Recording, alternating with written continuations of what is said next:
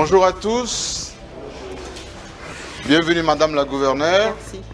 Très heureux de vous accueillir sur ce plateau qui est le nôtre aujourd'hui, mais c'est chez vous, ici au gouvernorat du Lualaba. Je vous invite à vous installer. Merci.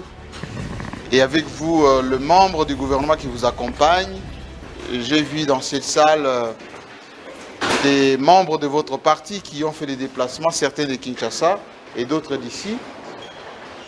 Je vous remercie au nom de cette grande délégation de la presse qui est venue spécialement de Kinshasa, une grande délégation, mais aussi cette presse qui a été rejointe par nos confrères du Lualaba pour restituer dans cette salle, il y a à peu près 7 jours, vous nous avez accueillis pour nous souhaiter la bienvenue ici au Lualaba et invitation à découvrir cette province que vous dirigez depuis un certain temps. Et nous sommes venus d'abord pour constater ce que vous avez réalisé, ce qui est en cours de réalisation, mais également les ambitions que vous avez pour cette province qui se proclame maintenant pilote. Nous avons eu la chance ici d'être accompagnés par vos ministres. Vraiment beaucoup de remerciements à eux parce qu'ils étaient très disponibles pour nous conduire là où vous avez initié des projets de développement, mais également là où vous avez amélioré ce qui existait déjà. Et aujourd'hui, nous allons en quelque sorte restituer avec vous. C'est pour cela que j'ai la chance d'avoir beaucoup de nos confrères aujourd'hui qui vont pouvoir être libres de vous poser quelques questions qui vont nous permettre à la fois de comprendre les choix que vous avez opérés ici, à la fois pour tel ou tel projet d'infrastructure, de développement, d'amélioration des conditions de vie de nos compatriotes, ici à Kolwezi, mais également au-delà de Kolwezi, parce que nous sommes allés, vraiment, vous nous avez dit que nous allons nous fatiguer, et nous sommes vraiment fatigués. Très cassés d'avoir été plus loin vers Lubudi, plus loin vers Muchacha, et plus loin vers encore d'autres destinations. Encore une fois, merci. Alors, pour ceux qui nous suivent à travers le monde, nous sommes ici à Kolwezi, dans cette grande province minière, capitale mondiale du cobalt, mais également de beaucoup de minéraux, parce que même là où je suis, en dessous de mes pieds, il y a des minéraux. Partout ici, on trouve effectivement des richesses, il y a des enjeux, il y a également des dirigeants qui ont comme leitmotiv l'amélioration des conditions de vie de la population. Nous allons dans cette production, qui est une restitution de notre mission de presse, ici, essayer de comprendre qu'est-ce qui s'opère, comment le Congo peut sortir du sous-développement, comment on peut capitaliser sur nos ressources du sous-sol et du sol, parce que non loin d'ici, à Fongoromé, il y a des terres arables là-bas. Il semble-t-il qu'il y a des projets de pommes de terre. Alors je vais commencer cette émission avec le représentant de la chaîne mère qui nous a accompagnés, ici donc à Kolwezi, qui va me rejoindre. Et l'objectif ou le principe est de venir saisir ce micro, se présenter soi-même et les médias. Installez-vous. Et la première question, maman, que je peux vous poser, c'est, avant que mon confrère ne vous pose la première question, qu'est-ce qui a motivé que vous puissiez accueillir ici la délégation de la presse de Kinshasa qui a attiré autant de curiosités que de commentaires ici chez vous, à Kolwezi, au Lualaba? Tout d'abord, encore une fois, bienvenue. Et j'ose croire que vous avez passé de bons moments, malgré que c'était les travaux intensifs. Je vous avais dit, vous allez vous fatiguer, vous n'allez pas terminer. Vous n'avez pas terminé, mais c'était une joie pour toute la population du Lualaba, par moments qui vous suit à travers la télévision, de vous voir en live aussi, et de comprendre avec eux, avec vous, avec tout le peuple du Lualaba, ce que nous sommes en train de faire ensemble. Donc, c'était très important pour nous tous, pour vous, pour nous. Il y a eu tellement beaucoup des on-dit, mais il fallait que vous veniez palper. À chaque fois qu'on vous voyait dans vos émissions, vous mettiez des images Est-ce que vous-même, vous étiez sûr de ces images-là? J'ai voulu que vous veniez voir les images qu'on vous a envoyées et palper du doigt ce qui s'est fait réellement. Merci beaucoup. Alors, à vous la primaire. Madame le gouverneur, je vous dis encore bonjour et merci de nous avoir accueillis sur vos terres. Nous avons en effet fait le tour de certaines de vos réalisations et nous avons été particulièrement frappés par ce que vous réalisez sur la route Moussokantanda, les 2 ponts qui vont être réhabilités, qui sont en voie de réhabilitation après plus de 40 ans. Mais du coup, la question que j'ai envie de vous poser maintenant, Madame le gouverneur, je la pose à Marie-Thérèse Masuka Saini, la citoyenne du Lualaba, celle qui n'est pas encore gouverneure de cette province. Qu'est-ce qu'elle pensait quand qu'est-ce qu'elle se disait quand elle voyait, quand elle pensait à sa province? Quels sont les projets qu'elle se faisait personnellement en tant que citoyenne, tout simplement?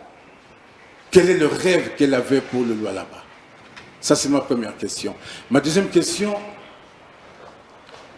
elle est tout aussi simple. Est-ce que c'est facile pour vous maintenant, à Madame la gouverneure, Fifi Béton, comme on vous appelle, est-ce facile d'être Fifi Béton aujourd'hui? Est-ce facile de gouverner le Lualaba? Voici mes 2 questions. Merci beaucoup. La première, je vais aller avec la première question, le 2 ponts. Vous avez bien dit, ça fait 40 ans, jour pour jour. J'étais députée nationale en 2006, députée nationale en 2011, députée nationale et provinciale en 2018. Le rêve pour ce Lualaba, quand vous passez, vous avez des larmes dans les yeux. Pourquoi vous voyez autant de camions? Peut-être vous ne les savez pas. De Lualaba part chaque jour. Si c'est peu, c'est 2500 camions. Des richesses, pas des matières premières brutes, mais des matières finies. Mais quand vous regardez là d'où viennent ces minéraux, c'est la tristesse. C'est à peine d'ailleurs que vous puissiez voir de belles maisons. Le rêve pour une personne qui vit sur une terre riche et qui voit les larmes chaque jour dans les yeux de tout le monde, y compris le mien, est d'échanger un jour, de donner le sourire. Seul, on ne peut pas, c'est ensemble qu'on peut le faire, mais il faut commencer quelque part. S'il n'y a personne qui commence, on ne fera rien. C'est ce qui s'est passé pendant beaucoup d'années, parce qu'il n'y avait personne qui avait cet amour ou cette volonté de pouvoir commencer. Je suis politique, je travaille dans la politique. J'ai un chef dont à l'horizon, c'est les élections. Moi, je dois lui chercher les électeurs. Ces électeurs sont restés de l'autre côté du pont pendant plus de 40 ans. Je pense que vous avez même remarqué vous-même, ils parlent presque anglais. Parce qu'ils parlent la langue, mais c'est mélangé avec de l'anglais. Et c'est une grande population que nous avions juste négligée de ce côté-là.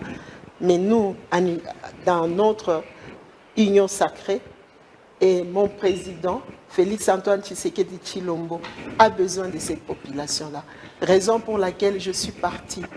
Je voulais réunir des familles qui étaient séparées pendant longtemps, peut-être qui se voyaient une fois par an, parce que c'était très difficile de passer.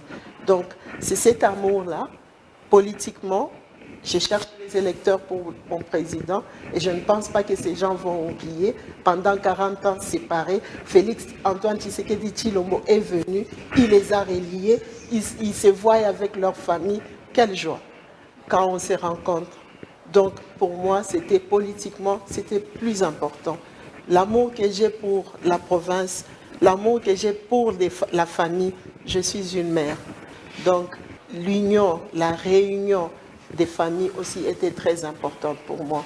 Et la joie que j'ai apportée dans les villages dans les chefs coutumiers était énorme.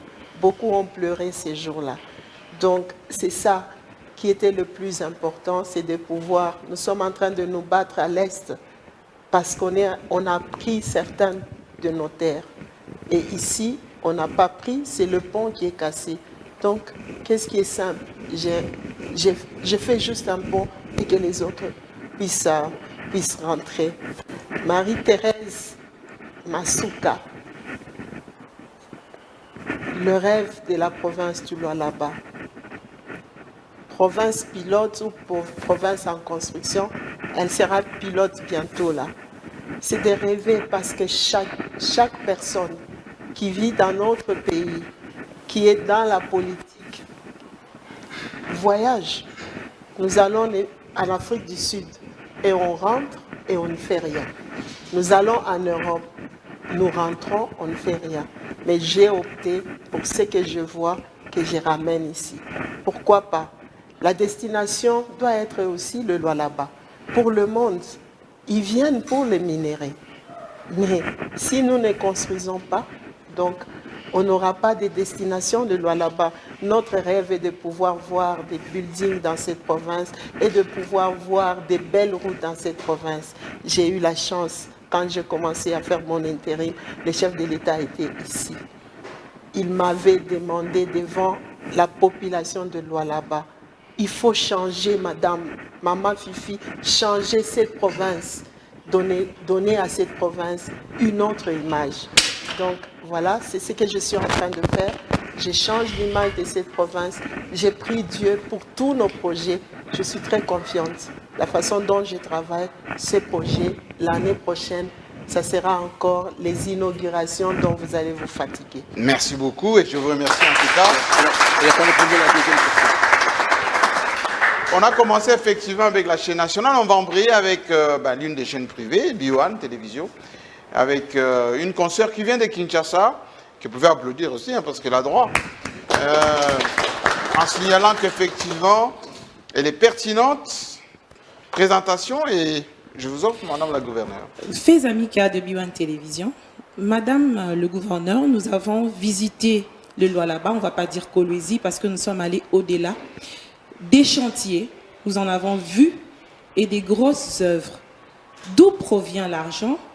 Ma préoccupation est de savoir, est-ce que ce ne sont pas des montages financiers qui pourront, dans les jours à venir, plonger la province dans des dettes, alors que vous avez une bonne intention et une bonne vision pour cette province? C'est la première question.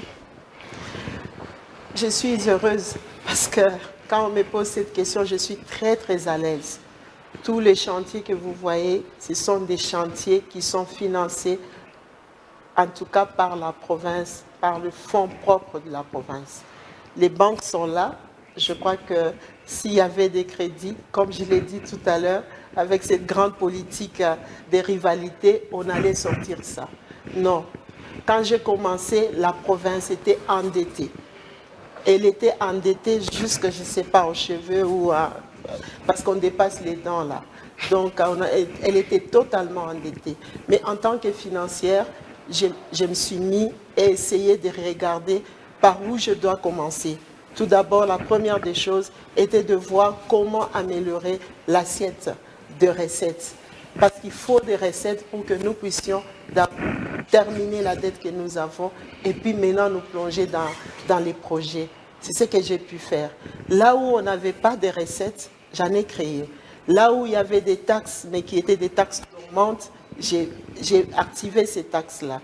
Et là où les recettes allaient dans les sacs des gens ou dans leurs poches, nous avons essayé de recadrer, ce qui n'est pas facile. Nous avons essayé de récupérer un peu ce qui allait dans les sacs. Ça vous a créé des ennemis après? Ça m'a créé beaucoup d'ennemis, mais avec les travaux, je crois que les cœurs-là d'ennemis est en train de changer. C'est facile quand on t'arrache, mais tu ne vois rien. Mais quand on t'arrache et que tu vois une route asphaltée, ça t'apaise un tout petit peu. Donc, je pense que c'est que j'ai commencé par remplir la caisse, terminer les dettes. Toutes les dettes qu'il y avait dans les banques, c'était des millions de dettes. Donc, nous étions au-delà de 150 millions de dollars.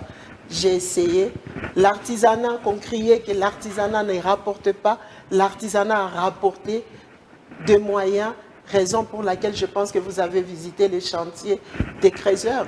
Nous les appelons, moi je les appelle pas des creuseurs. Ce sont des grandes sociétés et qui emploient des milliers de personnes. Donc nous voulons aussi valoriser parce qu'ils ont rapporté beaucoup. Quand nous avons épongé toutes les dettes, maintenant nous nous sommes mis sur le projet. Qu'est-ce que nous commençons avec? Avec quels moyens? Quand tu as terminé la dette, tu as maintenant les recettes. Mais mieux calculer sur la durée aussi. La durée, ça m'a beaucoup aidé et je me suis dit, ce projet, je l'ai fait en une année, mais je paye au fur et à mesure. Tous les chantiers que vous avez visités, vous avez eu la chance, ou si vous n'avez pas eu le temps, vous pouvez parler avec ces gens-là. Nous payons au fur et à mesure que les travaux évoluent. À ce jour, tous les travaux, à 60%, ils sont payés déjà à 50%. Là où c'est 70%, ils sont payés déjà à 60%. Donc nous évoluons avec eux parce que nous savons quand vous avez les moyens, vous pouvez construire. Si vous ne les payez pas, les chantiers ne vont pas se terminer. La Bible, elle dit, avant de commencer une maison, fais les calculs. Donc j'ai fait tous les calculs, nous allons terminer. C'est un énorme défi, mais vous avez quand même un bras séculier important. Ce sont les mines. Ils ont des responsabilités, ces entreprises ont des responsabilités sociétales. C'est un grand défi aussi parce que généralement, elles posent des gestes qui sont des actions trompe-l'œil. Et quel est le mécanisme que vous avez mis en place, un mécanisme qu'on peut appeler des surveillances pour que les mines répondent correctement à leurs responsabilités sociétales et que leurs actions accompagnent les actions que vous êtes en train de mener dans la province de Lualaba? C'est très simple. Je pense que quand on échange, quand on collabore et que vous mettez le projet sur la table ensemble, vous allez changer le monde.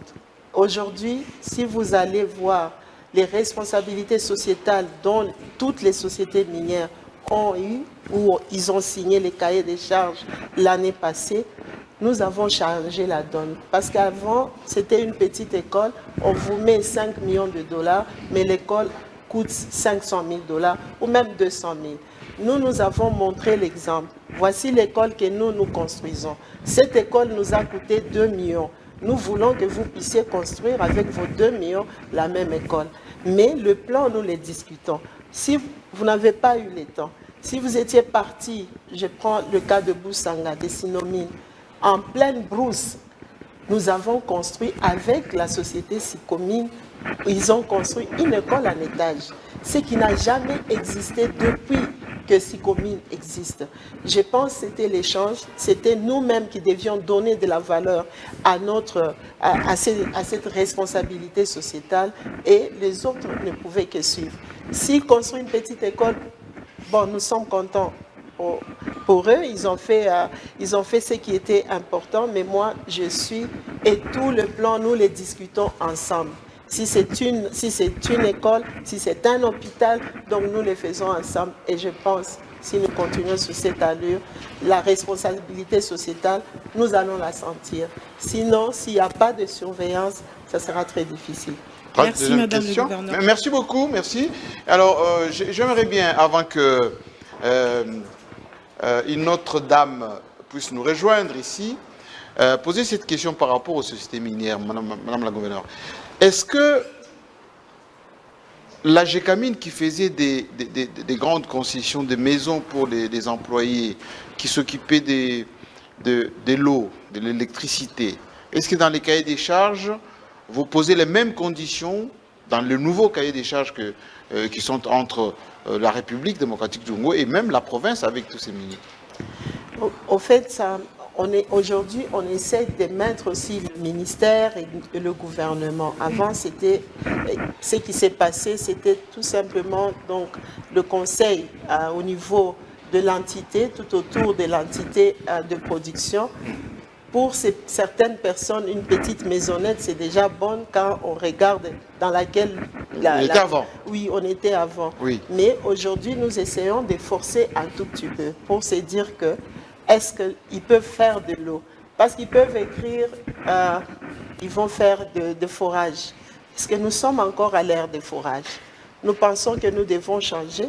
Au lieu des forages, s'ils mettent 10 forages, il est mieux de leur demander de nous construire un réseau de traitement d'eau pour pouvoir aider une grande partie de la population. Et c'est comme la concession qu'on a visitée sur la route de Fongoroume, par exemple. Oui. Juste après le pont sur là-bas, oui. On a vu il y a quelques centaines de maisons en construction là-bas. Oui, oui. Et ça va profiter à qui ces maisons? Ces maisons-là, ce sont des maisons que nous avons dit par les recettes des créateurs. Nous avons des artisanaux, nous construisons ces maisons, ce sont des logements sociaux. Ces logements, ça sera vraiment au profit beaucoup plus de ceux qui travaillent dans les mines. Et si vous aviez vu le plan, nous avons tout prévu. L'électricité, combien de kVA ils ont besoin.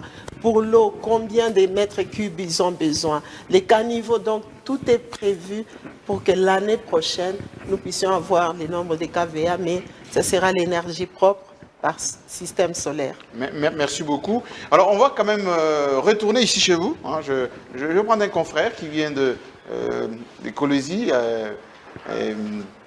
On va genrer juste après. Récupérez le micro. Vous avez la possibilité d'interroger Madame le gouverneur. Présentation et votre question. Vous posez des questions. Je suis David Kabea pour Yalisano Télévision. Merci à l'autorité provinciale pour avoir associé la presse locale à cette grande délégation qui est venue de Kinshasa. La question, excusez, il y a plusieurs chantiers qui sont ouverts sur la ville, mais aucun chantier n'est fini, initié par vous et qui est fini.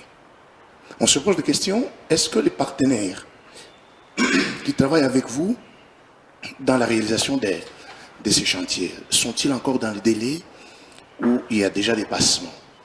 Ou carrément, c'est une manière pour vous de faire les choses en partie? C'est une première question.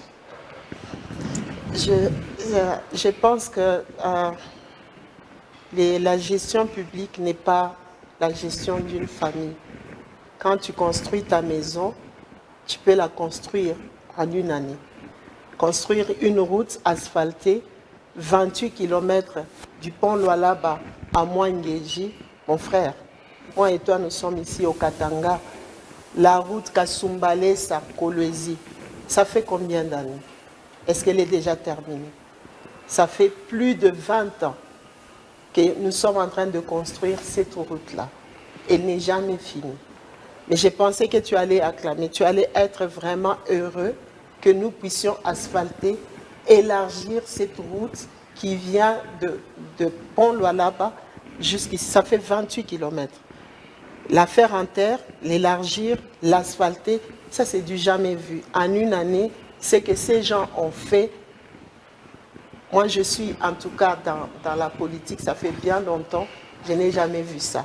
Donc c'est parce que ces gens sont très bien payés et qu'une route, on ne la fait pas en une année ou en 2 ans. C'est déjà un grand exploit que nous puissions le faire en peu de temps. Toutes les routes, moi je n'ai pas donné un contrat à une seule société. Donc nous sommes dans les délais. Mais si une route c'est 30 km, nous n'allons pas asphalter ça en une année ou en une année et demie. La route Kolwezi-Dilolo, ça fait combien d'années? Vous avez parlé, surtout les Yalisano, parle beaucoup. Vous avez crié depuis 2015 jusqu'en 2020. Vous avez parlé. Mais en une année, aujourd'hui, vous allez, je crois que vous êtes parti à Kassaj, où vous alliez quand tu partais d'ici. Je pense seulement 2020, non loin. Tu partais d'ici à 7 h, tu arrivais à Kassaj quand? Tu passais même la nuit sur la route. Mais aujourd'hui, tu peux quitter Kolwezi à 7 h, à 12 h, tu es à Kassaj. Est-ce que je mens? Je ne pense pas. Donc je pense que vous devez être patient et voir les travaux, encourager ceux qui travaillent, au lieu de vous dire, est-ce que c'est une manière de ne pas finir les chantiers? Non, je suis dans la construction depuis longtemps. Même mes propres maisons, des fois, je prends des années pour faire des choses bien. Mais ici, c'est la gestion publique. Nous devons faire des choses bien qui vont durer des années, comme des belles maisons que M. Jean-Marie a dit de la GECAMIN. Après 100 ans, nous avons vu, nous continuons à voir des très belles maisons qui sont encore là. Donc, je tiens compte de cela. Je préfère prendre le temps et faire des choses bien que me précipiter. Merci, madame. J'allais savoir si madame jusqu'ici est satisfaite du travail qui est en train d'être fait sur le terrain, où il y a des choses qui doivent être améliorées. Il y a des choses qui doivent être améliorées, raison pour laquelle, des fois, tu me vois sur le terrain pour voir est-ce que cet asphalte est bon, est-ce que l'épaisseur est... Donc, je suis tout le temps pour corriger avec mes techniciens. Je suis tout le temps là où il faut avoir un expert en énergie ou un expert en infrastructure. Je suis avec les ministres des infrastructures, avec aussi ces experts, pour que nous puissions regarder si l'asphalte est bon, si ce n'est pas... Alors, nous sommes là et nous sommes satisfaits. Là où il y a à corriger, nous corrigeons. Là où nous exagérons aussi, eux, ils nous corrigent. Merci beaucoup. Merci, chers confrères. Et la presse de Lualaba, vous avez bien compris qu'effectivement, la presse, elle est une, hein, elle pose toujours des questions pertinentes. Allez, Élisée Wodia, Dieu sait combien vous êtes pertinent dans votre façon d'aborder des questions, assez sceptique souvent. Elle vient tout droit de Kinshasa. Présentation. Madame le gouverneur vous écoute. Bonjour madame, Bonjour. Élisée Wodia. Je veux être pas trop polémique, mais un peu politique. 18 mois à la tête de cette province, d'aucuns remettent en cause la légalité et la légitimité de Fifi Masuka et de son gouvernement. Que répondez-vous à ces gens-là? Je pense d'une manière constitutionnelle, quand un gouverneur, nous sommes élus gouverneurs et vice-gouverneurs. Et la Constitution, elle est très claire. Le gouverneur n'est pas là, le vice-gouverneur prend les fonctions. Les mêmes fonctions que le gouverneur. Donc, je ne me gêne pas du tout. Je suis gouverneur full, parce que la Constitution me donne ces droits-là. Le gouvernement a le droit d'être là. Parce que quand les gouverneurs n'est pas là, la province ne meurt pas. Nous devons continuer. Il y a la continuité des affaires courantes. Mais ici, nous sommes dans la Constitution, dans la légalité. Donc, je continue à travailler comme gouverneur fou. Et je suis très à l'aise parce que la Constitution me donne ces droits-là. On effectue cette mission de presse quelques mois après la controverse autour des Kuluna transférés à Kanyamaka CC, avec un peu de recul. Qu'est-ce que vous pouvez nous dire par rapport à ce qui s'est passé, votre analyse, mais également est-ce que vous comptez continuer la collaboration, le partenariat avec le service national et à quel niveau? Je vais commencer par la dernière question. Je vais continuer parce que, comme je l'ai toujours dit, l'opération Kanyamaka CC, c'est parce qu'au Lualaba, la politique a pris pratiquement le dessus. Kanyamaka CC n'a pas commencé aujourd'hui. Ça a commencé avec Mouzé à l'époque.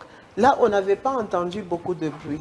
Mais aujourd'hui, parce qu'on a mis la politique là-dessus, Kanyamaka CC de Lualaba était devenu le sujet de toutes les chaînes de télévision, que ce soit à la radio, en tout cas de tous les médias.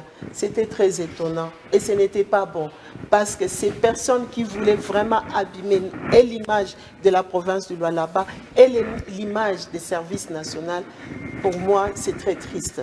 Moi, j'étais partie en Zambie. C'est que les services nationaux de la Zambie, je crois que notre général était même parti en Zambie. Ce qu'ils font là-bas, c'est énorme, c'est très encourageant. Je pensais faire la même chose ici chez nous. Il y a beaucoup d'enfants dans les mines. Il y a beaucoup d'enfants qui sont en train de trimer par-ci, par-là. Les parents n'ont pas de moyens pour les amener à l'école. Ces enfants grandissent dans les rues, ils grandissent dans les marchés. Vous allez dans les marchés la nuit, ils sont là, en train de se droguer. Qu'est-ce que nous choisissons? Nous choisissons les enfants qui se droguent, les enfants qui sont en train de tuer, les enfants qui mettent des pierres sur la route pour essayer de voler.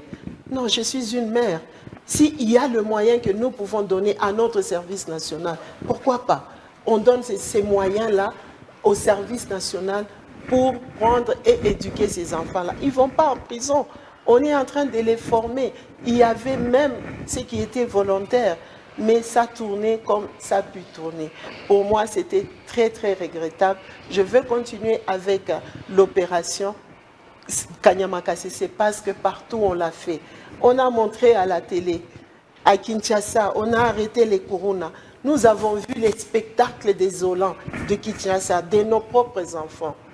Si on prend une décision, même dans notre propre maison, si un enfant, ça ne va pas, nous cherchons toujours comment l'éduquer. Et c'est ce que la province de Lualaba est en train de chercher. C'est énorme. Nous avons des enfants qui viennent de partout, que nous devons prendre en charge. Ceux-là qui sont d'ici et ceux qui viennent de partout ailleurs dans notre République, parce qu'ils cherchent à être peut-être dans les mines et que ça ne va pas dans les mines, ils ne font rien. Kanyama Kasese est une école, pour moi, c'est un centre qui nous aide à changer ces enfants-là qui sont dans la rue. Est-ce que c'était mauvais de faire ça? Non. Et la province va continuer. Deuxième question. Une dernière question. Dernière.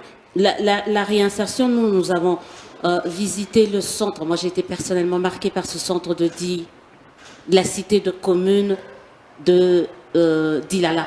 Voilà. Parce qu'on parle de la réinsertion quand même de ces jeunes désœuvrés. Qu'est-ce qui se cache derrière ce centre-là et puis non loin, il y a cette maternité également qui a été construite entièrement sous l'ère Masuka. Soit disant en passant, j'ai visité ce centre d'Ilala. C'est fait aux normes, hein, complètement internationales. C'est immense. Oui. Il y a un stade, il y a même un champ expérimental. Vous avez trouvé les moyens où? Bon, entre nous, on peut nous dire. Que... Les moyens sont toujours là. Je crois que c'est pas un crédit qu'on va rembourser, Banque mondiale, PNUD, avec intérêt. Non, je crois, d'ailleurs, j'ai l'impression par moment que tous ces crédits-là, on nous oublie souvent. Quand nous regardons même dans notre budget, moi, le budget que j'ai présenté à l'Assemblée, j'ai vraiment diminué le côté venant de l'extérieur. Parce que ici, au Lualaba, ça ne vient pas. Si tu mets dans ton budget le côté venant de l'extérieur, tu ne vas pas réaliser le budget. Donc moi, je l'ai même réduit à 10%. Tout ce que vous avez vu, nous les faisons avec les fonds propres de la province. Là où il faut demander un crédit, le bourgmestre me demande l'autorisation de demander le crédit pour continuer dans nos projets. Ce que vous avez vu, c'est ça, nous nous préparons aussi à encadrer les enfants qui sont ici au Lualaba dans de tels centres, au lieu peut-être de les emmener à Kanyama Kasese. Nous sommes d'ailleurs en pourparlers avec le général pour voir comment faire un autre centre ici dans les domaines agricoles. Donc, nous voulons avoir le tout. Nous voulons avoir un centre là où on éduque les enfants. Ceux qui veulent être en atelier ou ceux qui veulent faire des champs seront instruits dans ces centres-là. Donc, il n'y a rien qui se cache derrière. C'est tout simplement, nous devons nous occuper de nos enfants et c'est ce que nous faisons. Et vous avez installé cette année une cité populaire. Mais c'est là où ça doit être. Parce qu'il y a la population là-bas. Merci beaucoup. J'aimerais bien faire venir Charles Kankou, qui vient de Kinshasa aussi. Il nous avait parlé d'une enquête. Parce que c'est l'homme qui s'intéresse beaucoup à tout ce qui se passe ici. J'espère que son enquête a donné des fruits. Présentation d'abord et Madame Gouverneur vous écoute. Bonjour Madame. Bonjour. Je suis Charles Kankou Maïla, journaliste d'Amen Télévision. Nous avons effectivement émis le vœu de venir au Lualaba parce qu'il y a beaucoup de choses qui se disent sur cette province. Entre autres choses, Fifi Masuka travaille pour son propre compte. On a vu en une année beaucoup de réalisations. Mais de toutes ces réalisations-là, il y a un discours derrière cela, selon lequel toutes les actions menées ici ne sont pas au profit du président Félix Tshisekedi, mais c'est pour que Mme Fifi Masuka, avec son parti politique FIDEC, puisse avoir beaucoup plus de députés provinciaux afin qu'elle se représente encore une fois en 2023 à la tête de cette province. Qu'est-ce que vous pouvez répondre à cette question? Ça me fait un peu rire, hein, la façon dont cette question a pris des ampleurs dans toutes les chaînes de télévision. Pourquoi? Quand nous construisons, soyons tous joyeux. Pourquoi chercher des polémiques là où il n'y a pas? La première personne qui a convaincu la population du Lualaba à soutenir les chefs de l'État, malgré tout ce que j'ai enduré. Je pense que ce n'est pas la première fois dont on parle le nom de Fifi dans les chaînes. C'était là. J'avais pris la décision de suivre Félix-Antoine Tshisekedi Tshilombo quand tous les Katanga étaient contre. J'étais la seule qui s'était levée. Comment est-ce que la personne qui s'est levée, la première, même dans ce bâtiment, j'étais l'ennemi numéro 1 ici. Vous avez des journalistes de Lualaba. On m'appelait comme ça. Alors, comment est-ce que j'ai pris ce risque-là d'être l'ennemi de toute une grande population? Et qu'après deux jours, je ne parle plus au nom de cette personne qui a eu aussi confiance en moi, comme j'ai eu confiance en lui. Est-ce que vous en faites un peu trop au point de construire suffisamment et de prendre beaucoup plus d'ampleur? Et on vous appelle béton. Au fait, tout le monde devait faire la même béton. chose. Au fait, tout le monde devait faire la même chose. De 2015 à aujourd'hui, si on avait fait comme je l'ai fait aujourd'hui, cette province serait la destination, comme je l'ai dit, de beaucoup de monde. Non, mon frère, je travaille pour le compte du président de la République. C'est cette personne qui a accepté de travailler, de m'accepter d'être avec lui. Comment est-ce que je ne peux pas? Je suis d'ailleurs chrétienne par rapport à ça. Donc, je pense que c'est de la mauvaise foi. C'est de la mauvaise foi de ne pas accepter que Fifi est en train de travailler pour tout le monde. Et premièrement pour les chefs de l'État. Vous avez sillonné. Vous n'avez pas vu les images du président de la République? Sur chaque affiche d'ailleurs et chaque maquette. Hein? Comment est-ce que... Même derrière ici, il y a le... Même derrière, partout. Vous avez construit d'ailleurs le palais présidentiel ici. Partout. Ou la résidence du président. Oui. Ça va faire des envies, ça. Partout dans les provinces qui existaient avant, il y avait toujours la résidence du chef de l'État. Vous-même, vous vous rappelez, même pour cette résidence, on en a parlé. Mais pour revenir à vous, je pense que la personne qui a commencé cette rumeur-là, je crois qu'il devait demander pardon à la population de Lualaba. Parce qu'on l'a accueilli comme il se doit. Je ne vais pas entrer dans beaucoup de détails, parce que certaines ont été députés nationaux depuis longtemps. Même dans l'ACLPT, je pense. Qu'est-ce qu'ils ont construit? Même dans leur propre circonscription. Alors, pourquoi se fâcher? Une autre question, madame.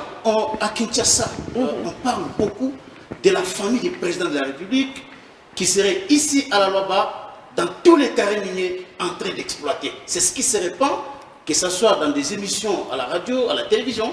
On dit qu'il y a la famille présidentielle au Lualaba, dans toutes les mines, en train d'exploiter et les minéraux ici. C'est la première. Que répondez-vous à cette question? La deuxième question, c'est... Je termine par là. C'est par rapport à la cohabitation. À une certaine époque, on avait même brûlé l'effigie du président de la République dans cette ville ici. Et certaines langues disaient que les Casaïens ne sont pas acceptés ici à Kolwezi, au Lualaba. Vous, en tant que numéro 1 de la province, que répondez-vous à cette question? Ce sont des très belles questions. La famille présidentielle dans les mines. Heureusement, vous êtes venus au Lualaba. Je suis très heureuse. Au moins, vous avez palpé du doigt, vous-même. Et j'aimerais voir demain, qu'est-ce que vous allez dire sur le Lualaba si on vient vous raconter encore des histoires. La famille dans les mines, je vais vous inviter encore, peut-être même l'année prochaine, que vous alliez dans les carrés miniers. C'est aussi votre travail de regarder les artisans. Mais surtout lui, monsieur l'enquêteur. J'aimerais bien vraiment que vous puissiez y aller. Vous êtes aussi de la famille, vous êtes une famille. Les affaires, nous les faisons tous. Est-ce qu'on a vu la famille du chef de l'État dans ces carrés miniers-là? Je pense que c'est toujours un problème. Ceux qui peuvent travailler dans les mines, dans l'agriculture, dans le bureau, ils ont aussi droit de travailler partout où ils peuvent travailler. Il n'y a pas que nous qui devions être dans les mines. S'il a ses documents, il travaille normalement, il paye les taxes, il paye tout. Est-ce que nous devons les en empêcher? Non. Les carrés miniers ont existé depuis longtemps. Alors nous, est-ce qu'on est en train de nous dire que quand le président est arrivé, il a chassé tous ceux qui étaient sur... Ses frères ont chassé tous ceux qui avaient leurs carrés et récupéré ces carrés-là? Non. Moi et vous, nous avons vécu, non? Nous avions été là avant l'avènement de Félix Antoine Tshisekedi, notre président. Nous avions été là. Toutes ces familles, nous entendions. Est-ce qu'on en faisait beaucoup de bruit comme aujourd'hui? Non. Je suis ici, je connais tout ce qu'il y avait comme mine, parce que déjà à l'époque, moi j'étais présidente de la commission des mines à l'Assemblée. Donc je connais aussi toutes ces familles qui avaient des carrés miniers et qui continuent jusqu'à aujourd'hui. Non, je ne pense pas qu'ils ont des carrés miniers. Mais ceux qui peuvent travailler normalement ont le droit de travailler. Mais j'aimerais que vous puissiez venir, comme on a dit, vous êtes dans les enquêtes, venez ensemble. Cette fois-là, je vais aller avec vous. Merci beaucoup. Merci Charles-Quint. Mais vous n'avez pas répondu à la cohabitation entre les Kassaïens et leurs frères du Lualaba. Est-ce que ça se bagarre ici, ça se chasse? C'est vrai. Comment ça se passe? Au début, avant l'avènement de l'Union sacrée, c'était très dur. Voir la photo du chef de l'État, c'était seulement dans les bureaux. Dehors, on brûlait. Je crois que vous suiviez ça. Vous avez calmé tout ça? J'ai calmé tout ça. Je peux dire, j'ai la chance, j'ai ce don de réunir les gens. Donc, j'ai réuni les gens. Vous n'avez pas entendu qu'il y a eu des problèmes depuis, en tout cas, que je suis en train de gérer. Parce que moi, je ne choisis pas tuer de quelle ou telle autre tribu. Si je dois chasser les Kassaïens, je dois chasser mes propres enfants. Ah, bien compris. Merci beaucoup. Sylvie Bongo qui n'est pas du Kasaï, je peux confirmer,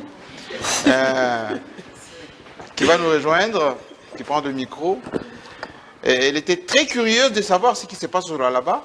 Elle a visité, elle est fatiguée, ça c'est le moins qu'on peut se dire. Vous avez mon gouverneur? Très fatiguée, mais ça valait de la peine. En tout cas, moi, je m'empresse de vous féliciter parce que beaucoup pourraient mordre la poussière à votre place. Mais vous êtes en train de réussir là où certains ont peut-être échoué ou ça en sont sortis difficilement. Pas de polémique, hein? Pas de polémique. Pas de polémique. Pas de polémique. Contrairement à ceux qui pensent que Mme Fifi Masuka ne communique pas surtout en ce qui concerne les chefs de l'État. Mais quand moi je suis arrivée ici, j'ai eu l'impression qu'on était déjà en campagne électorale. Tellement qu'on ne sait pas voir une pancarte sans votre photo et à côté l'image du chef de l'État. Pourtant, c'est plus les politiques qui vous attaquent, au lieu que ce soit la population. Moi, je voudrais savoir où est-ce que vous situez l'unité du peuple lualabais, alors qu'il y a quelques mois, on a retrouvé tous les Katangais venus de partout se mettre ensemble pour parler de l'unité du peuple katangais. Mais vous peinez à faire la paix ici. Qu'est-ce qui se passe? Où est-ce que vous situez l'unité du peuple lualabais, madame Masuka? Maman Sylvie, je ne pense pas qu'il y avait tous les Katangais pour l'unité. Je pense qu'il y avait deux partis politiques qui s'étaient réunis. C'était très clair. C'est pourquoi moi je n'étais pas partie, bien que je suis katangaise. Parce que nous sommes en politique. Il n'y avait pas de problème entre nous. L'unité sur quoi? On s'était chamaillé? Non, non, non. Si deux personnes s'étaient chamaillées à l'époque, nous les savons tous. Ceux qui, en tout cas, il y avait un président, il y avait un gouverneur à l'époque qui ne s'entendait pas et tout. Dieu merci, Dieu a touché leur cœur, ils devaient se réunir et nous avons félicité, ils se sont réunis. Ce n'était pas tous les Katangais, non. L'unité, le Katanga est très uni. Aujourd'hui, vous êtes là, vous voyez, un Mouloubakat, il est ici, un Moubemba, il est ici, un Round, il est à Lubumbashi, partout. Donc, il n'y avait vraiment pas de problème, à mon avis, parce que moi, j'avais parlé avec Monseigneur Fulgence, c'est lui qui avait organisé, vous savez très bien, je suis bien introduite dans l'Église catholique, j'ai discuté avec Monseigneur Fulgence parce que le secrétariat était péperdé. Donc, je ne pouvais pas dire que c'était l'unité, mais c'était un conflit de deux frères qui se sont réunis et qui se sont embrassés et qui se sont pardonnés mutuellement. Voilà, sur ça, c'est tout ce que je peux dire. En campagne électorale, ça, la politique, c'est la campagne de chaque jour. Moi, on m'a appris à être député. Chaque jour, je devais visiter ma circonscription, je pouvais donner tout ce que je pouvais, aider ce que je pouvais aider. C'était ça la campagne, raison pour laquelle je reviens souvent. Est-ce que Fideg est en campagne? Parce qu'on voit votre drapeau, hein, Madame la gouverneure. Non, mais... On va vous faire un procès, vous êtes en permanence en train de séduire la population. Non, avec vos travaux. Ça appartient à chacun de nous, tout celui qui a aussi un parti politique. C'est ce que j'ai dit, un député national, un parti politique continue à vivre. On ne vit pas seulement pendant la campagne électorale. C'est tous les mandats que nous sommes présents, en tout cas dans nos circonscriptions, dans notre pays. Sinon, il n'y a pas de politique. Si les partis politiques, pendant les mandats, doivent se cacher, ressentir que pendant la campagne, ça sera difficile d'être élu.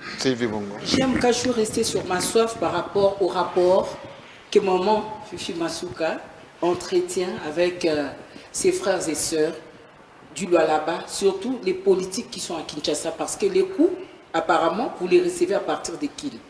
C'est comme je l'ai dit, vous avez sillonné, je ne pense pas que vous avez eu l'impression qu'il y a des tensions entre les politiques ici. Et les communautés peut-être? Les communautés, je ne pense pas. Sinon, j'allais avoir beaucoup de difficultés pour travailler. Les communautés sont toutes unies et derrière moi. Vous voyez des fois, je reçois tous les chefs coutumiers qui représentent toutes les communautés sans distinction. Comment est-ce qu'une communauté peut être contre moi quand il n'avait pas de route pendant 40 ans et que le chef de l'État nous donne ses instructions, nous dit changer l'image de cette province, là où il n'y avait pas de route, mettez des routes, nous les faisons. Est-ce qu'une communauté peut être contre nous? Non, je ne pense pas. Toutes les communautés dans la province du Lualaba, nous sommes tous unis pour pouvoir changer cette province. Mais il y a ceux qui sont à Kin, qui ne connaissent même pas ce qui se passe ici, qui n'ont même pas peut-être d'adresse. Ils sont Lualabaises parce que c'est seulement d'origine dans la carte d'électeur. Mais ils ne sont pas ici. Qu'ils construisent un peu chez eux. Hein. Nous, on a cette leitmotiv, construisez chez vous. Je vais terminer. Oui, terminez, s'il vous plaît. Madame la gouverneure, vous rêvez grand. On voit ça avec les réalisations des grandes envergures, notamment l'aérogare. Je me suis intéressée un peu à ça. Il y a l'hôpital que vous êtes en train de réhabiliter et en même temps de construire. Vous rêvez grand, mais il y a un contraste par rapport à la situation sociale de la population. Il ne faudra pas construire des grandes routes quand la population n'a même pas une moto. Il ne faut pas construire un aérogare de telle envergure, de telle grandeur, quand votre population ne sait même pas se payer un billet d'avion pour atteindre Kinshasa. Qu'est-ce que vous faites pour renverser cette tendance-là de la pauvreté de la population par rapport aux réalisations qui sont quand même, on va dire, cet aérogare, une fois terminé, sera peut-être une première en RDC. Je pense que l'aérogare a sa raison d'être. C'est ça, rêver grand. Nous avons les plus grandes mines dans le monde, les plus grandes sociétés minières. Il y a une chose que j'ai expérimentée la semaine, peut-être le mois passé. J'étais en Zambie, à Lusaka. 18 ans avant, nous étions au même pied d'égalité. Mais aujourd'hui, vous allez à Lusaka, vous avez les malls même à la cité, là où vous avez dit qu'il ne fallait pas construire. Pourquoi il y a un mall à l'hôpital? C'est pourquoi... Non, ça c'est autre chose, ça. Là, ce mall-là, moi je construis, les autres vendent, ça c'est pas... On devait faire ce mall ailleurs, pas là-bas. Là-bas, c'est la clinique. On devait faire la clinique, mais c'est fait, ça c'est le passé. Nous, le présent, comme vous avez vu, nous sommes en train de construire la clinique pour essayer, parce qu'aujourd'hui, si vous tombez malade, je dois vous amener rapidement à Lubumbashi. Parce qu'il y a des appareils, il y a des trucs qui nous manquent, il y a l'hôpital qui manque. Tu peux même tomber, je me rappelle une fois, il y a un DG de la banque à Freeland, il avait glissé, il est parti à l'hôpital, moi, on a fait la radio, on a mis le plâtre. Quand il est arrivé à Kin, il est parti à l'hôpital, on a dit qu'il n'était pas cassé, qu'il ne s'était pas cassé le bras. Donc il y a un grand problème. Pour moi, les plus importants, la population sur le plan social, c'est en train de s'améliorer. Si nous payons les dettes, si nous payons les entrepreneurs, c'est un exemple aussi pour toutes ces sociétés minières qui sont là, pour payer aussi leurs dettes, payer aussi ce qu'ils doivent. Et c'est ça le social. Le social, c'est ça l'économie. Quand vous payez, l'argent reste ici dans la province, ça circule et ça change un peu. Est-ce qu'ils n'ont pas l'argent pour aller payer les billets et consommer? Si vous regardez la population de la jeunesse, les destinations aujourd'hui, c'est où? C'est au Lualaba. C'est parce qu'il s'y retrouve. Quand il va dans l'artisanat, il devient un artisan dans les mines. En tout cas, il ne manque pas de quoi manger. Donc je pense avec ça, tout ce que nous voulons faire aujourd'hui, c'est d'améliorer les conditions des travail des artisanats pour que ça rapporte encore beaucoup plus pour eux et pour le gouvernement. Quand ils travaillent bien, ils payent les taxes, ils gagnent aussi. Donc ils auront de quoi acheter les voitures pour passer sur l'autoroute. Ils auront de quoi...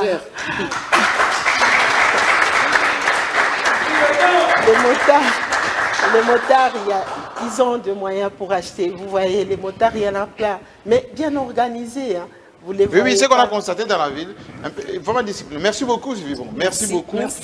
Je vais faire parler quelqu'un qui connaît bien le là-bas, c'est plus Romain Roland, où est-ce qu'il est, qui puisse nous rejoindre. Parce qu'à chaque détour ici, il nous raconte toujours l'histoire du Lualaba en 3 temps, 4 temps. Bienvenue, et présentation d'abord, et puis vous avez Madame le gouverneur. Moi c'est Pius Romain Roland, je suis journaliste à la base des Patriotes, aux médias, et puis correspondant à BES Télévision, journal, chaîne de télévision à Kinshasa. Madame, merci. Plusieurs de mes questions ont été ramassées ici, mais je veux discuter avec vous. Et vous savez que j'ai fait plusieurs fois Kolwezi, mais laissez-moi vous féliciter parce que l'image que j'avais de Kolwezi en 2016, 17, 18, ce n'est pas la même image que j'ai actuellement. Mais je vais m'intéresser un peu beaucoup plus sur l'expansion de cette ville de Kolwezi. Et je sais qu'au départ, c'était les cités de la Gécamine, mais je vois maintenant, vous allez au-delà, et avec 2 communes, est-ce qu'il vous est arrivé d'avoir l'idée de créer d'autres communes pour permettre à ce que l'administration soit beaucoup plus approchée de la population? Merci. D'abord, venant de vous, les félicitations. Même les anges.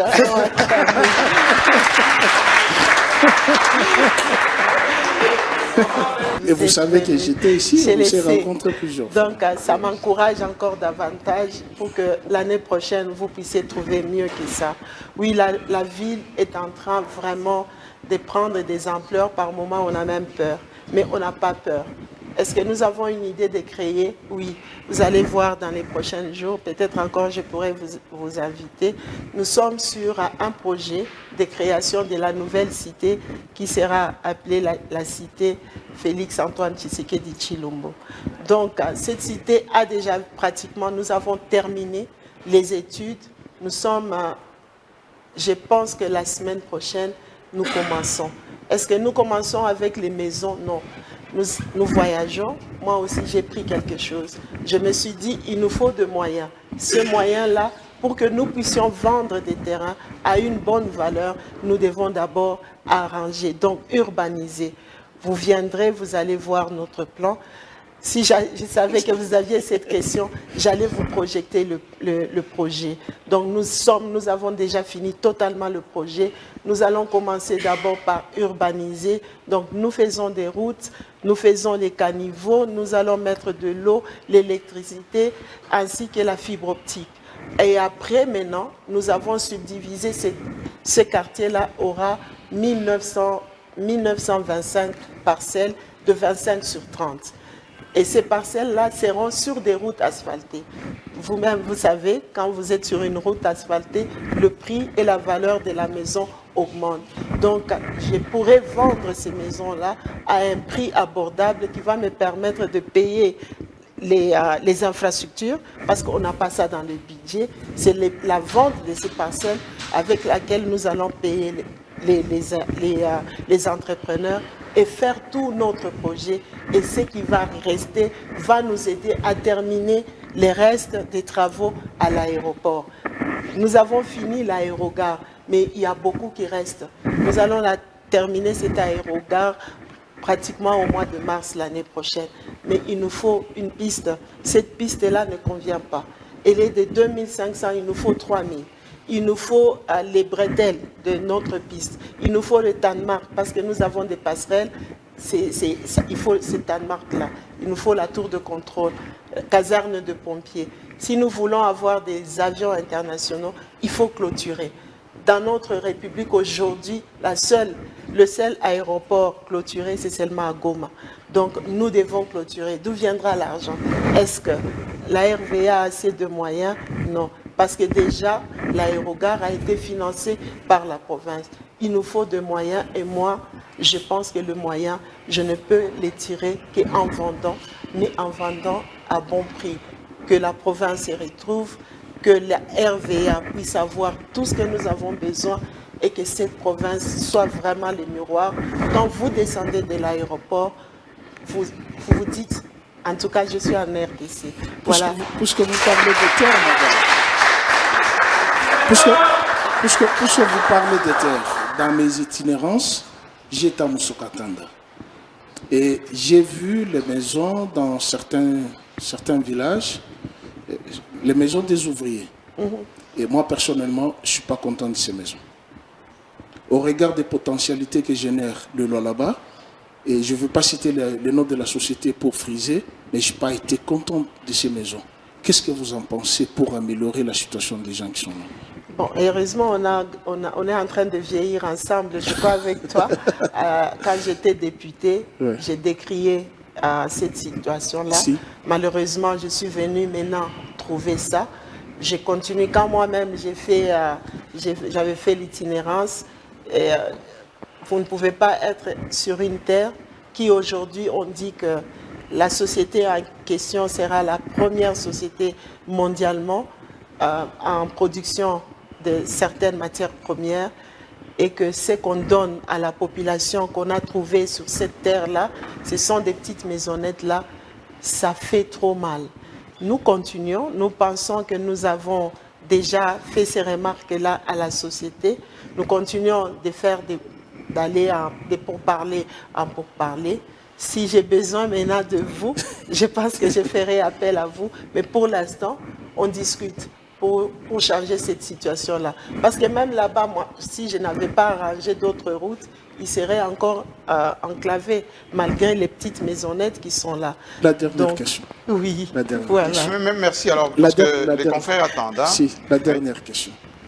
Il y a quelques jours, oui, il y a une polémique qui est née.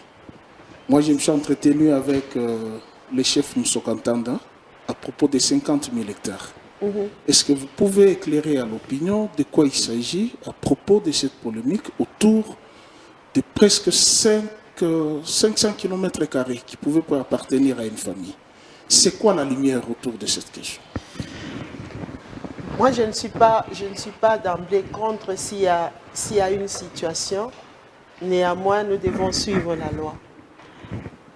La loi dit aussi que s'il y a ces genres de situations, la communication doit être de mise, c'est-à-dire en commençant par le gouvernement central jusqu'au gouvernement provincial.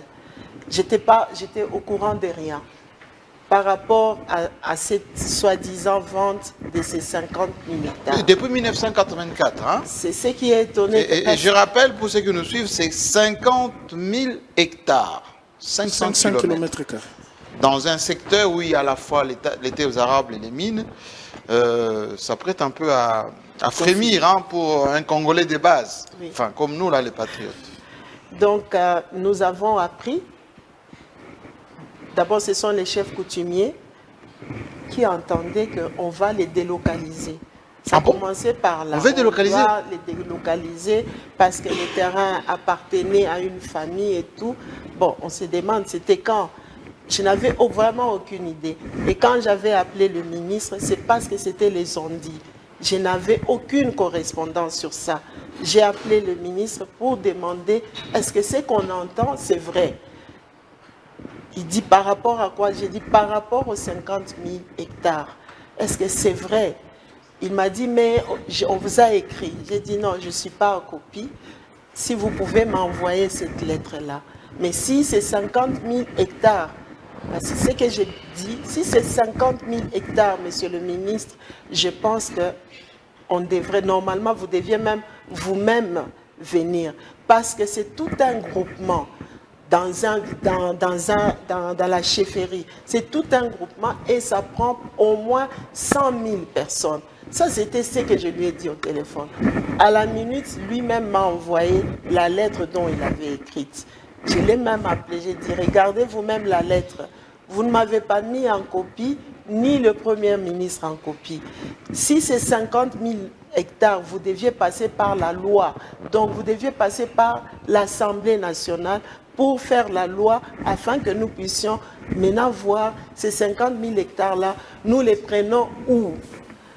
Pour moi, c'était une nouvelle concession. Mais quand j'ai lu sa lettre, on a écrit que c'était une concession achetée en 1984. À l'époque du parti unique, le MPR. Donc, je me suis dit, ces gens-là, de 1984 à aujourd'hui, ils n'ont jamais eu besoin de ces terrains-là. C'était un peu... Ça m'avait vraiment dépassé. Mais avec la lettre, maintenant, les chefs coutumiers, ils ont cru comprendre qu'on était en train vraiment de les délocaliser parce que c'est monnaie courante ici. Il suffit qu'une mine, une société minière commence à les exploitations, on délocalise la population. Donc, nous délocalisons la population, mais peut-être c'est 100 familles, 200 familles, mais pas 100 000 personnes. Ça va être un grand problème sécuritaire sur le plan sécuritaire. C'était ça ma préoccupation. Oui. Merci beaucoup, Madame la Gouverneure. Je pense que puisqu'on est un bon enquêteur, la population est saisie. Et nous, effectivement, société civile, nous ne pouvons que décourager ce type d'initiative parce que ça y va de la paix civile. Puisque délocaliser, tout Kolwezi, ce sont les mines, on risque de délocaliser toute la population. On risque d'arriver même jusqu'ici à se retrouver dans d'autres pays. Au palais, ici, il y a le palais présidentiel derrière et le gouvernement. Les 50 000 hectares, toutes les sociétés minières, Camo est dans les 50 000 hectares, KCC est dans les 50 000 hectares, Sicomine est dans les 50 000 hectares. Comment on allait faire? C'est un problème sécuritaire du point de vue de la population, c'est un problème sécuritaire économique pour toute la République. Est-ce que ceux qui lui ont donné ces informations, ils se sont bien renseignés? Est-ce que vous êtes arrivé au niveau des cadastres, au titre foncier, pour chercher les documents qui sous-tendent la vente de cette concession? Parce que ça, c'est grave, plus en 84. C'était le parti unique, le MPR. Je ne vois pas le maréchal octroyer 500 km à une famille. Est-ce que vous êtes descendu au moins au service foncier pour s'imprégner de ces documents? Mais ce qui est grave avec ça, c'est que si c'était 50 000 hectares, au fait, on devait avoir aussi un document de 50 000 hectares. Notre curiosité était, on n'est pas informé, les services des cadastres devraient passer par nous. Ils nous ont amené tout un tas des documents, donc le contrat, 56 contrats. Mais pourquoi on a subdivisé ça en 56? Déjà. Parce que la lettre, elle est claire. La lettre dit, vous amenez ces arrêtés. Déjà. Merci beaucoup. Ce qui est sûr, on va décourager toute opération, entre guillemets, mafieuse, qui consiste à spolier comme ça au détriment de la population. Et Madame le gouverneur, restez dans vos fonctions et dans la protection de la population. Oui, je vais genrer. On s'achemine vers la fin de cette émission.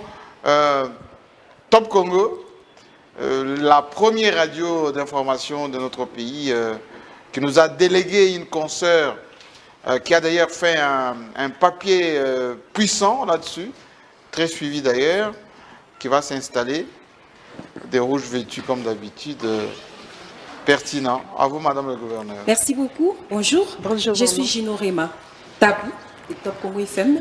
Ma question, en tout cas, on a posé pratiquement toutes les questions, mais je voudrais quand même revenir à l'environnement. Est-ce que, hormis le respect de cahier des charges dans le cadre de responsabilité sociétale, est-ce que vous veillez aussi à ce que les entreprises minières puissent respecter l'environnement pendant l'exploitation des minerais pour que la République démocratique du Congo puisse garder son slogan de pays solution? En tout cas, nous les faisons. J'ai dit la province a de la chance parce que j'étais vraiment dans les commissions de l'environnement. C'est pourquoi nous veillons à ça.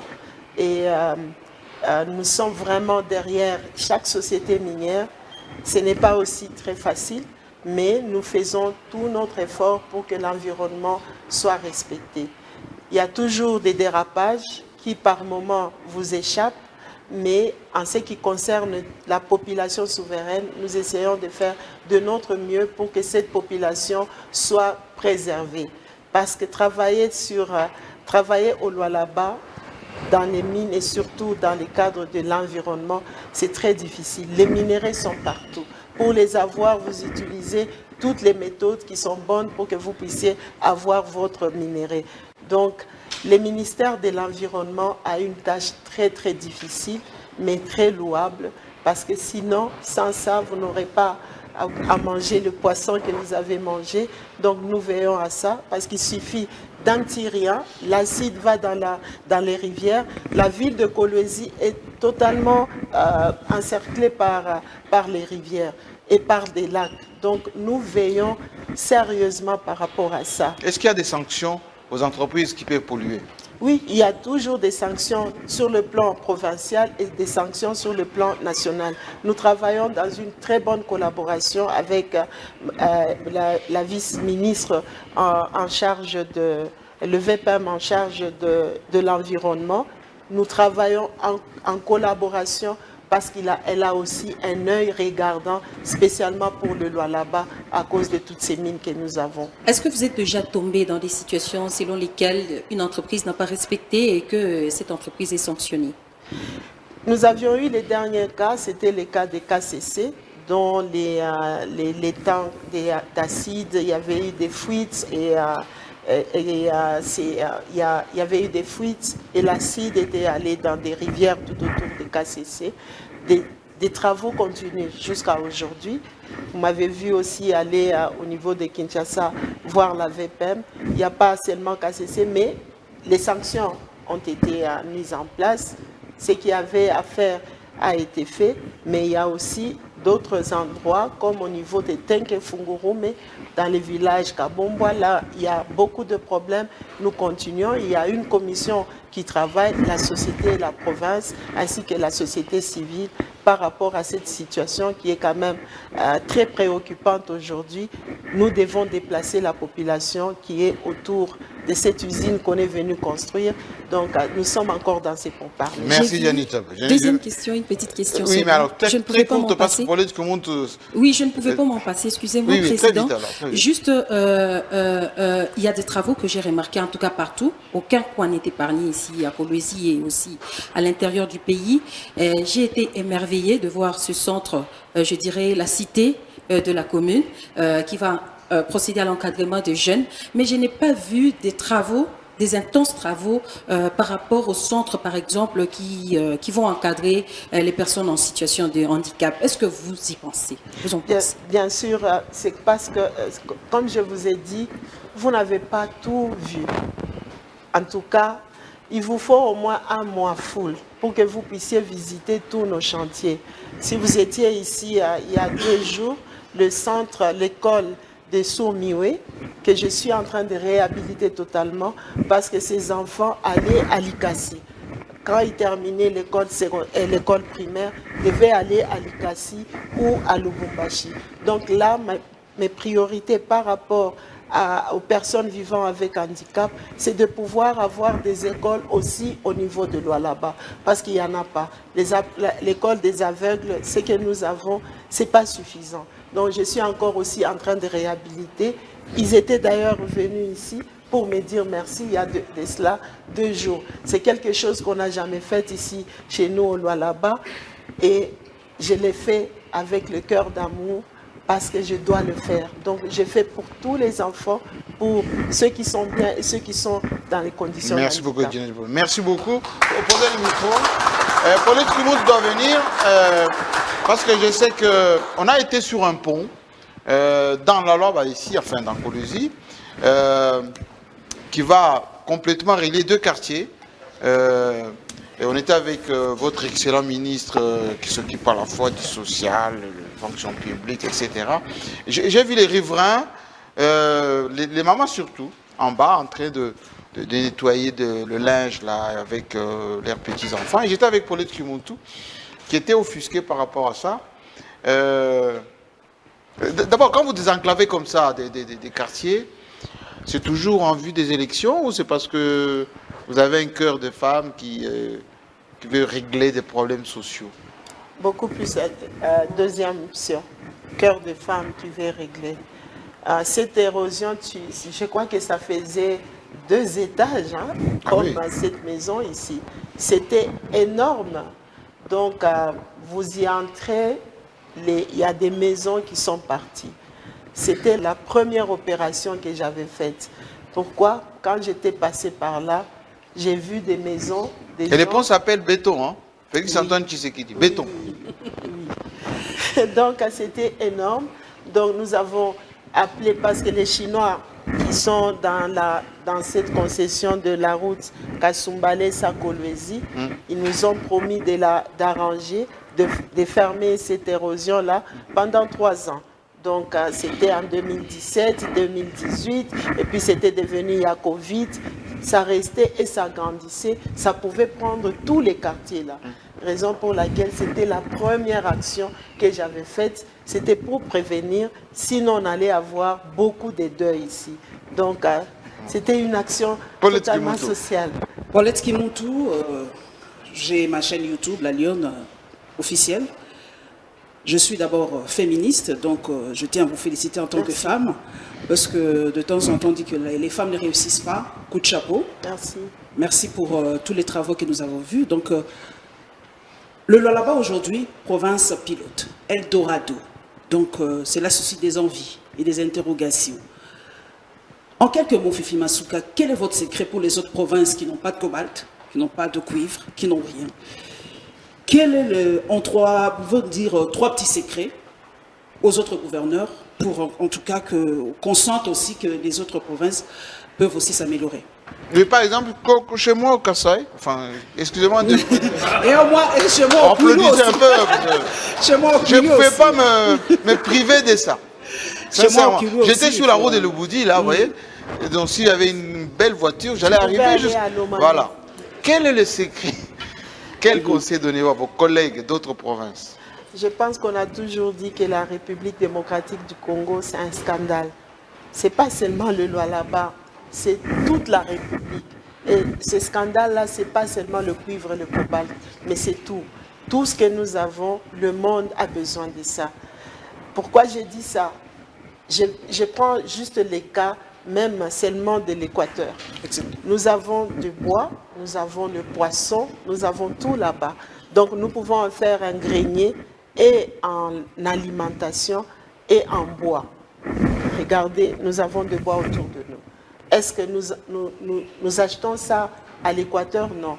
J'ai eu la chance d'être invité parmi, nous étions tous les vice-gouverneurs à l'époque, nous étions invités en Chine par l'ambassadeur chinois.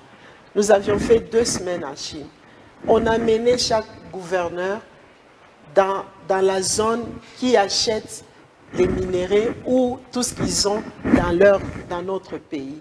Nous sommes allés où on achetait le bois de la RDC.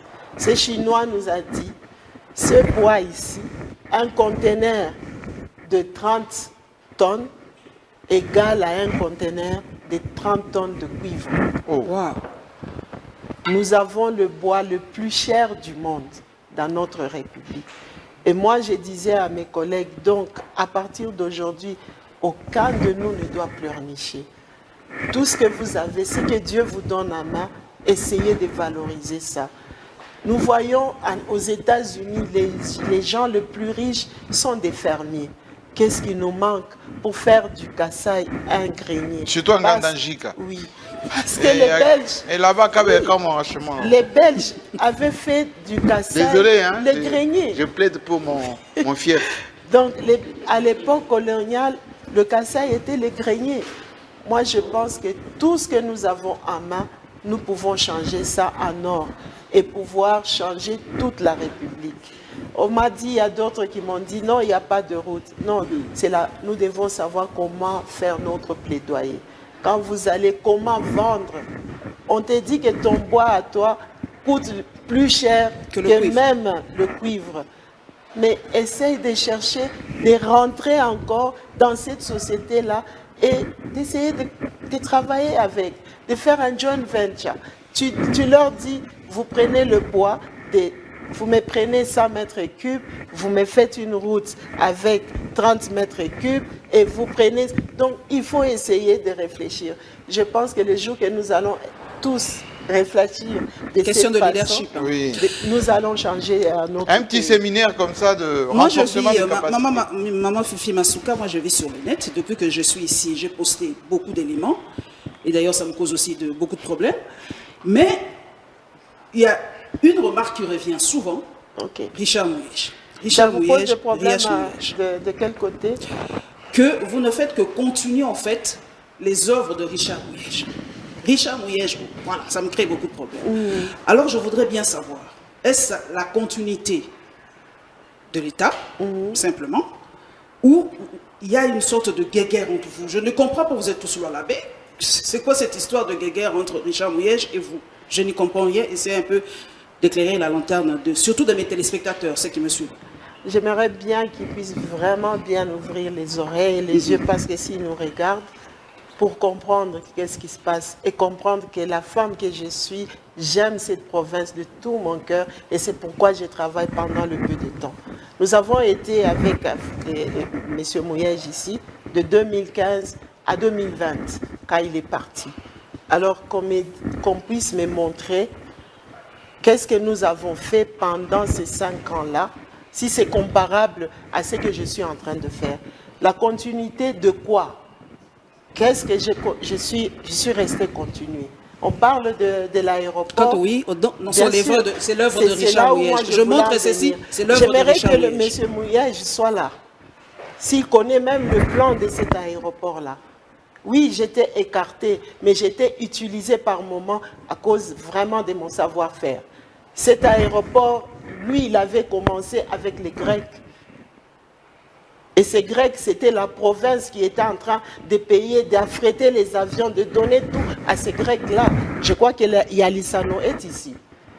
Ça n'a pas marché. On a changé. C'est maintenant A1 Builders qui a pris le contrat, qui a racheté le contrat chez les Grecs dont on nous avait amenés ici. Donc, L'aéroport qu'on est en train de faire là, M. Millet, je ne connais pas le plan. Le plan, c'est moi qui discutais avec M. Rahim dans mon bureau. Bien sûr, il a commencé l'aéroport. Commencer, ce n'est pas terminé, surtout quand vous ne payez pas. Oui, on va le dire.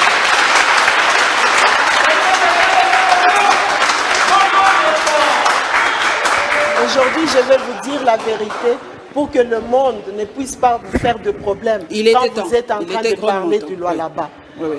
Donc, vous prenez, vous dites que vous avez pris, vous êtes en train de construire un aéroport, vous prenez un crédit, ce crédit-là met pratiquement la province à genoux. Vous prenez un crédit, l'aéroport coûte 25 millions de dollars, vous prenez un crédit où vous allez rembourser presque 40 millions de dollars. Non, moi, je ne peux pas faire ça. Et même quand le président allait venir, je répète encore, le président ne pouvait pas venir ici inaugurer un aérogare à crédit. Ça, c'est de 1. De 2, il ne connaît pas le plan. Je l'ai dit en premier, je pense. Il ne connaît pas le plan. C'est moi qui discutais les plans de cet aéroport. Pour vous dire, d'ailleurs, moi, ce que j'avais discuté, c'était 4 passerelles.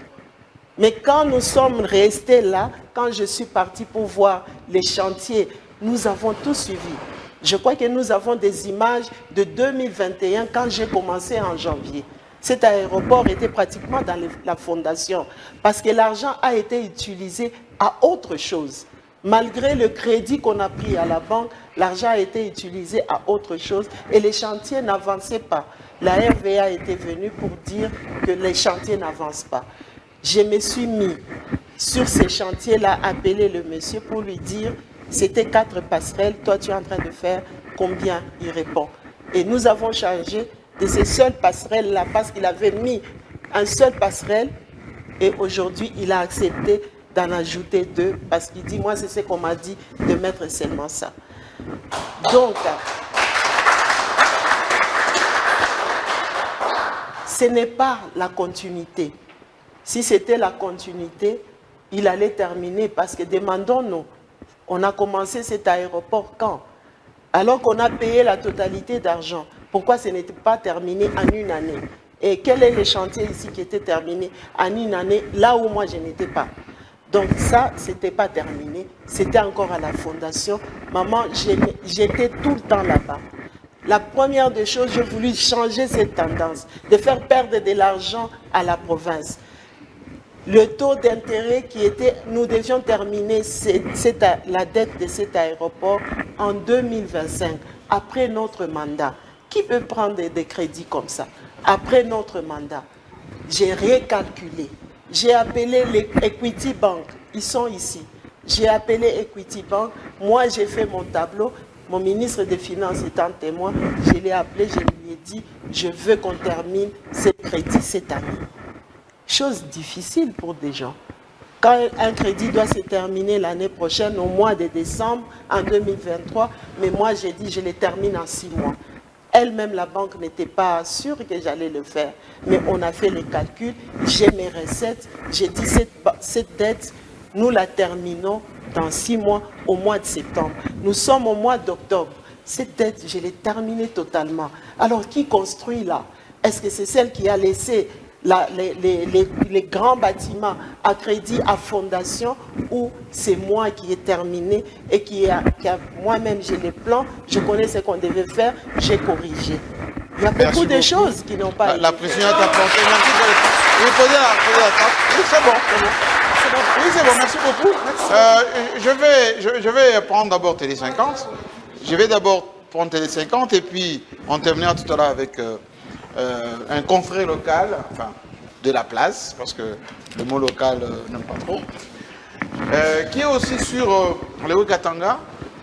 Présentation et puis question à Madame la gouverneure, que je trouve un peu requinquée là, complètement, parce que quand il parle de son programme, hein, c'est comme si c'est la magie du lion. Allez-y. Merci Jean-Marie. Madame la gouverneure, bonjour.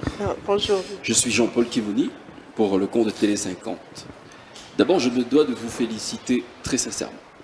Pourquoi? Parce que nous avons, dans cette visite d'itinérance, visité plusieurs chantiers. Les chantiers dans cette province sont comptés par dizaines. Quand j'étais en train de vous écouter dire que la province du Lualaba est un chantier à ciel ouvert, je n'y croyais pas tout de suite. Mais quand nous avons visité, je pense qu'il y a lieu de changer de paradigme. Je vous félicite non seulement vous, mais avec votre gouvernement, parce que je peux vous dire que vous bénéficiez d'un accompagnement vraiment... Oui, ça je peux le confirmer. Hein. Le ministre des Infra, il connaît les dossiers par cœur, souvent. Alors c'est un gouvernement formidable, moi je peux dire des vrais warriors ici, dans cette province. Alors ma première question est celle de savoir, plusieurs chantiers à la fois, vraiment plusieurs chantiers. Est-ce l'envie de corriger, parce qu'il y en a qui parlent de Big Rouge, Fifi Masuka, ou est-ce que vous courez pour présenter un résultat au chef de l'État selon l'objectif 2023, ou tout simplement, vous êtes en il n'y a course, pas de programme, vous êtes en course avec qui? Vous êtes sur plusieurs fronts. Voilà. Oui. Oui, corriger, ça aussi. Hein. 2023, bien sûr, c'est la politique, mais plusieurs fronts parce que la province n'était pas construite. Si elle l'était, comme on l'a dit, on dit que je suis en train de continuer. Pourquoi beaucoup de chantiers? C'est parce qu'il n'y en avait pas. Il y avait des chantiers quand vous venez de l'aéroport à ce bureau, vous pensez que vous êtes en chantier. Non. Donc, sur plusieurs fronts, mais comme je l'ai dit, le président, le jour qu'il était venu, je crois que vous avez encore les images. J'étais avec lui sur le podium. Il avait dit, maman gouverneur va changer cette province. Tout à fait. Parce que ce qu'il avait vu déjà à l'entrée, vous ne l'aviez pas vu après. Quand nous sommes partis à KCC, les spectacles qu'il a vus sur la route vers KCC étaient beaucoup plus désolants. Donc, quand même, bien même, nous étions avec lui après l'inauguration, c'était cette même recommandation, cet ordre qui m'est donné, change cette province. Raison pour laquelle nous avons, en tout cas, fait beaucoup de changements et nous avons ouvert beaucoup de projets. Mais on n'a pas ouvert ces projets-là parce qu'on veut montrer que c'est 2023 ou non. 2023, oui, mais les moyens aussi qu'on s'est procurés nous-mêmes en faisant beaucoup aussi de disciplines et en cherchant à avoir beaucoup de recettes va nous permettre de terminer tous ces chantiers. En tout cas, les changeurs, nous les terminons au mois de juin ou mois de juillet. Tous les projets que nous avons commencés, les projets à caractère public, d'habitude, ça prend 2 à 3 ans. Raison pour laquelle beaucoup de projets vont se terminer, en tout cas naturellement, l'année prochaine. Parce que, pourquoi? Parce que c'est payé. Si ce n'est pas payé, ça ne peut pas se terminer.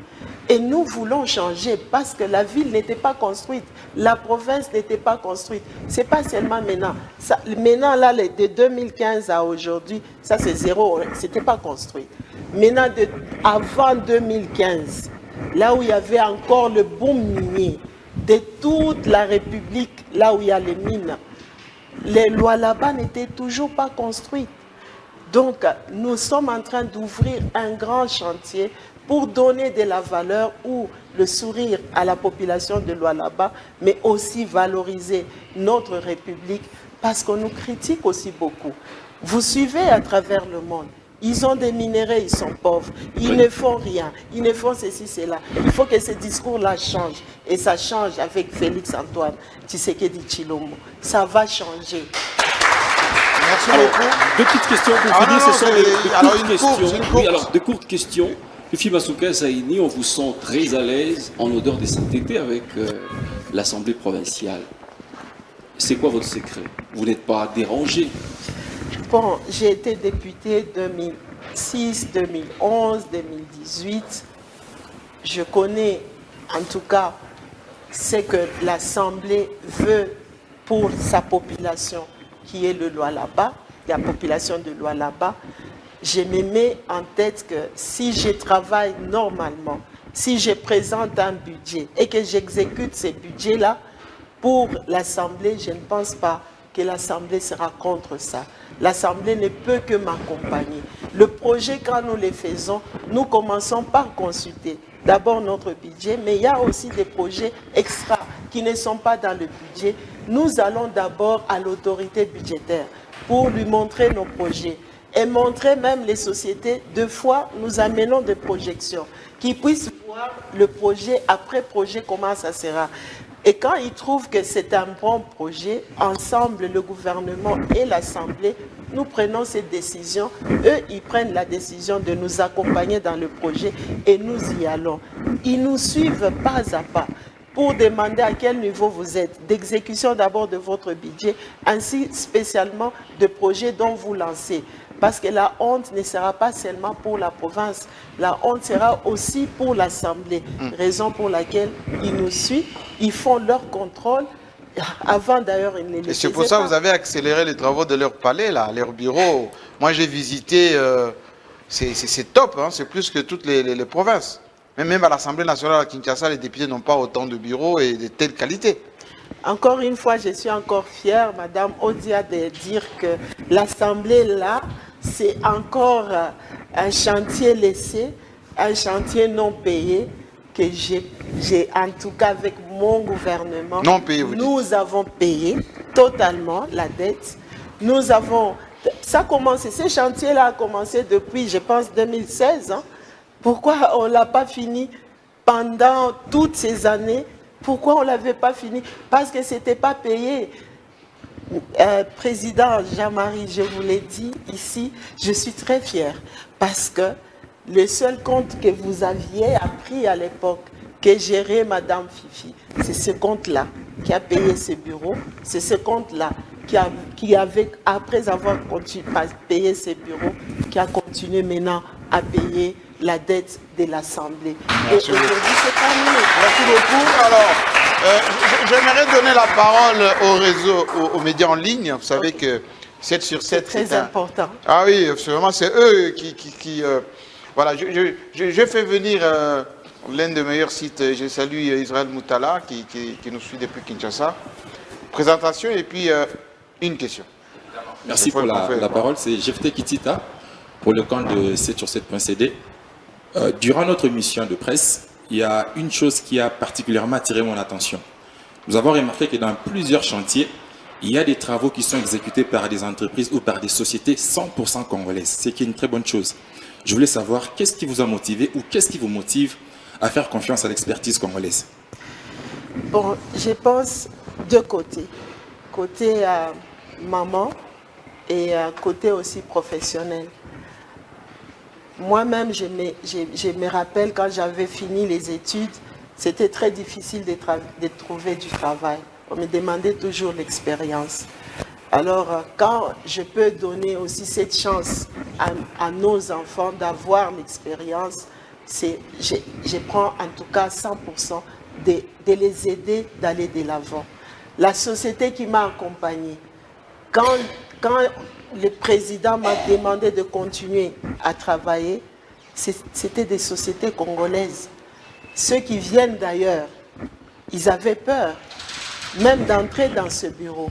Mais vous, nos enfants, vous m'aviez fait confiance et c'est ces sociétés-là congolaises qui m'ont fait confiance. Je leur demande aujourd'hui de continuer, les jeunes, les ingénieurs, les agronomes, de construire, de créer leur société parce que nous pouvons les accompagner aujourd'hui. Je n'aimerais pas voir des enfants demain, s'il va en Zambie aussi, pour demander le travail, qu'on lui demande l'expérience. Si on lui demande, nous donnons des contrats, des sociétés d'autres pays. Nous voulons aussi que quand nos enfants vont aux États-Unis, qu'on leur donne aussi les contrats. Quand ils vont en Chine, qu'on leur donne aussi les contrats. Mais on va leur demander l'expérience. J'ai reçu beaucoup de gens ici qui viennent d'ailleurs, qui m'apportent des tas de syllabus, des photos. Alors, nos enfants aussi, ils auront des photos de ponts béton qui vont montrer des routes qui sont en train de faire. Vous les avez visitées. Merci beaucoup. Je vous invite encore à venir visiter les immeubles. Merci, merci beaucoup. Merci. Alors, avant que notre confrère de l'Olaba termine cette émission, j'aimerais que John Chitende, un des warriors de la presse de Kinshasa, juriste de son État. Ah oui. Vous avez, madame? Jean-Marie Kassamamadi a présenté, c'est John Chitende, les reflets de la ville de Kinshasa, Kin 24. Alors, madame, vous avez lancé beaucoup de travaux, c'est vrai, mais on vous reproche souvent de vous focaliser sur Kolwezi. Kolwezi n'est pas le Lualaba. à la limite, c'est le territoire de Muchacha. Je ne prendrai pas d'autres territoires. Je prends seulement les territoires de Sandoa. Donnez-nous, citez-nous 2 grandes réalisations signées. Ça me dit quelque chose, ça. Une petite polémique là-bas. Je ferme les guillemets. Déjà, c'est très encourageant hein, parce que vous n'étiez jamais venu. Donc aujourd'hui, vous avez eu à voir ce que je fais réellement, malgré tout ce qu'on vient vous raconter sur vos plateaux. C'était pour moi une façon de vous faire parler des réalités que vous avez vues. Malheureusement, vous n'avez pas eu le temps d'arriver à Sandoa. C'est loin. Aller à Sandoa. Les personnes qui disent que Sandoa... Prochainement, je prendrai un hélicoptère. Parce qu'il n'y a pas de route pour y aller. Non, c'est loin, monsieur. Vous savez que je peux dire, j'avais demandé au chef. D'ailleurs, beaucoup de fois, on me reprochait à chaque fois que j'allais à Kin, pourquoi j'allais voir le président. Parce que j'allais lui donner les rapports. Le Lualaba, c'était tous les jours. Les gens ne peuvent pas arriver à Dilolo, ils ne peuvent pas arriver à Sandoa. Nous avons vu des vidéos de ces mêmes personnes-là qui vous ont dit qu'il n'y a rien à Sandoa, qui passaient dans l'eau, dans la rivière. J'aimerais bien montrer ça. Mais aujourd'hui, je pense qu'ils ont fait des erreurs. D'aller même à Sandoa par avion, ils pouvaient partir par route. Parce qu'au retour, ils sont rentrés par route, avec des belles chemises toutes blanches qui n'étaient pas rouges à l'arrivée à Kolwezi. Parce que nous travaillons, les chantiers sont partout. Vous avez été jusqu'à Lubudi. Le Lualaba a 5 territoires. Aujourd'hui, nous avons relié tous nos 5 territoires à la ville de Kolwezi.